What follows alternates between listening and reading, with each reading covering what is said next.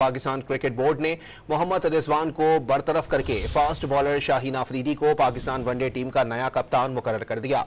Press release में मोहम्मद रिजवान को हटाने की कोई वजह नहीं बताई गई। शाहीन की बतौर कप्तान मुद्दत भी वाजे नहीं की गई। जराये के मुताबिक वाइट बॉल फॉर्मेट के हेड कोच माइक हैसन और सिलेक्शन कमेटी से इख्तिलाफात मोहम्मद रिजवान की बरतरफी की वजह बने। मजीद तफसीलात जानते हैं डॉन न्यूज के sports anchor person Abdul Ghaffar से। गफार, बताइएगा इख्तिलाफात की नौयत क्या रही और ये कि रिजवान की अब टीम में शमूलियत मुमकिन हो पाएगी? देखिए, ज्यादा पुरानी बात नहीं कि रिजवान की क़यादत में पाकिस्तान ने ऑस्ट्रेलिया को ऑस्ट्रेलिया और फिर जनूबी अफ्रीका को जनूबी अफ्रीका में मतलब बैक टू बैक 2 सीरीज में कामयाबी हासिल करके दी थी। लेकिन हालिया अरसे में जो माइक हैसन है वो मोहम्मद रिजवान से ज्यादा खुश नहीं थे, क्योंकि मोहम्मद रिजवान सिलेक्शन के मामला पर जो है वो कुछ अपना फ्री हैंड चाहते थे, लेकिन सिलेक्शन कमेटी ने स्क्वाड की सिलेक्शन के हवाले से उनको वो इख्तियार नहीं दिए थे।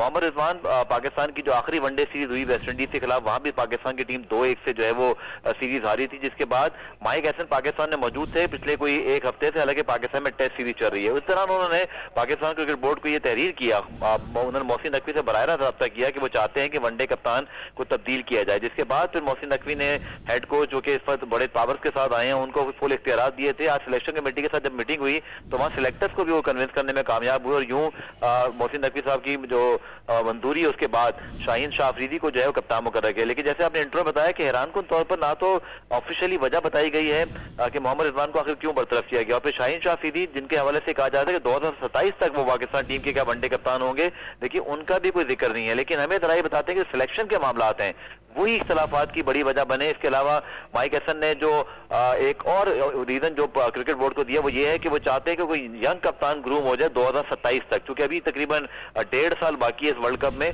तो वो चाहते हैं कि नया कप्तान ग्रूम हो जाए। तो हैरानकुन तौर पर उनके इस मुतालबे के बावजूद शाहीन की टेन्योर की मुद्दत बिल्कुल मेंशन नहीं की गई और ना रिजवान को हटाने की वजह बताई गई, सिवाय इसके कि शाहीन अफरीदी वनडे कप्तान होंगे। जी, बहुत शुक्रिया गफार।